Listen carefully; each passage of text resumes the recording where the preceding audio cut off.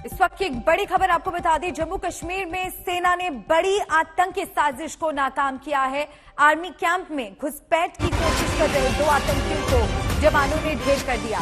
इसे आत्मघाती हमला भी बताया जा रहा है, जिसे वक्त रहते सेना ने नाकाम कर दिया। मुठभेड़ में सेना के 5 जवान घायल हुए हैं। आर्मी कैंप के आसपास सर्च ऑपरेशन अब भी जारी है। इससे पहले सेना ने गायिका अमरीन और राहुल भट्ट के कातिल लश्कर आतंकी लतीफ को ढेर कर दिया था। मुठभेड़ के दौरान 2 आतंकवादी ढेर हुए हैं।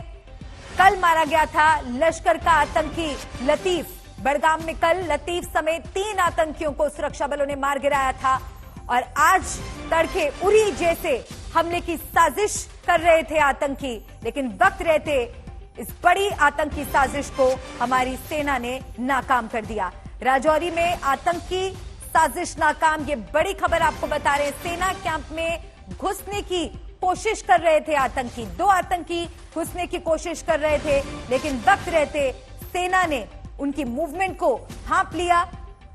जो वो करने की कोशिश कर रहे थे, जिस मकसद से, जिस इरादे से वो आए थे, अपनी नापाक साजिश को आतंकी अंजाम तक नहीं पहुंचा सके और वक्त रहते इस आतंकी हमले को, इस आतंकी साजिश को हमारे जवानों ने नाकाम कर दिया। हालांकि 5 जवान हमारे अभी भी घायल बताए जा रहे हैं। इस आतंकी हमले में सेना के 3 जवान शहीद हो गए हैं। मुठभेड़ के दौरान 2 आतंकवादी ढेर हुए।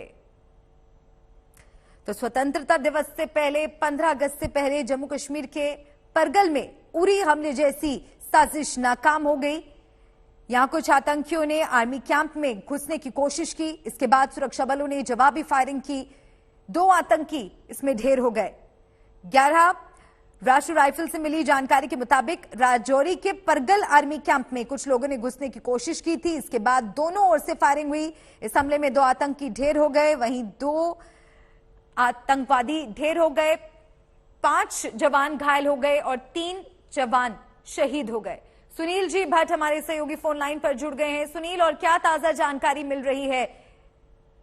जी, मैं आपको बता दूं, स्वतंत्रता दिवस से पहले बिल्कुल आतंकवादियों की मंशा थी कि सेना के किसी इंस्टॉलेशन या कैंप पर जो है बहुत बड़ा हमला किया जाए।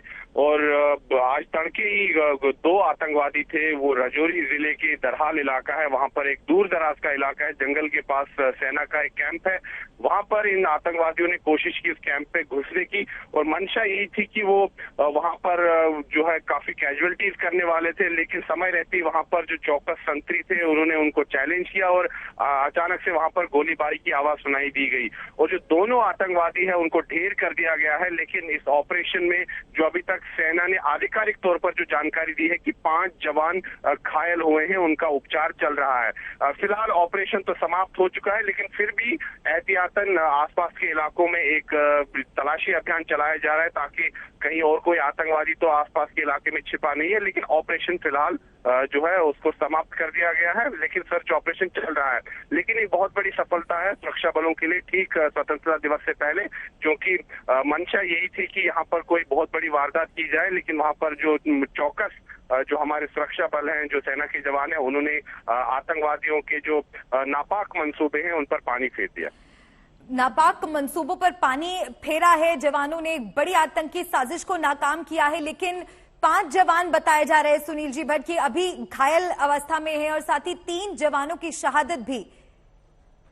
जी, जो 3 जवानों की शहादत की बात आ रही है, अभी आधिकारिक तौर पर सेना ने तो नहीं कहा है, लेकिन कई अलग अलग सूत्रों से ऐसी बात आ रही है कि 3 जवान शहीद हुए। लेकिन फिर भी अभी आधिकारिक तौर पर सेना की तरफ से बयान आना जारी है। जो आधिकारिक तौर पर जो जानकारी मिली है कि जो 2 आतंकवादी इस हमले में शामिल थे उनको ढेर कर दिया गया है और 5 सेना के जो जवान हैं वो इसमें घायल हुए हैं, उनको उपचार के लिए अस्पताल में लिया गया है और ऑपरेशन पूरा हो चुका है। लेकिन एहतियातन फिर भी आसपास के इलाकों में अभी सर्च ऑपरेशन जारी है। क्योंकि जंगल का इलाका है तो सर्च ऑपरेशन ये सुरक्षा बल सुनिश्चित करना चाहते हैं कि कहीं कोई और आतंकवादी तो जंगल में छिपा हुआ नहीं है।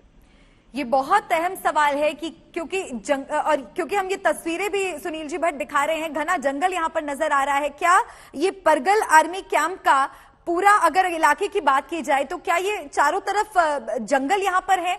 क्या इसीलिए आतंकी इस बात का, इसकी लोकेशन का फायदा उठाकर आर्मी बेस कैंप तक पहुंचने में कामयाब हो पाए? जी बिल्कुल, आपने सही कहा, क्योंकि इस जगह को इसीलिए चुना गया था क्योंकि वहां पर रीइंफोर्स भेजने में, यानी कि अतिरिक्त जो सुरक्षा बल भेजने में समय लगेगा, क्योंकि सड़क मार्ग भी काफी ज्यादा वहां पर दुश्वार है और साथ ही में इस समय मौसम भी काफी ज्यादा खराब है। यहाँ पर जम्मू कश्मीर में बारिश बहुत ज्यादा हो रही है, तो आतंकवादी इन सब का फायदा उठाना चाहते थे, लेकिन जो वहां पर सुरक्षा बल है काफी चौकस थे, और चूंकि स्वतंत्रता दिवस है तो उसको लेकर अलर्ट पूरे जम्मू कश्मीर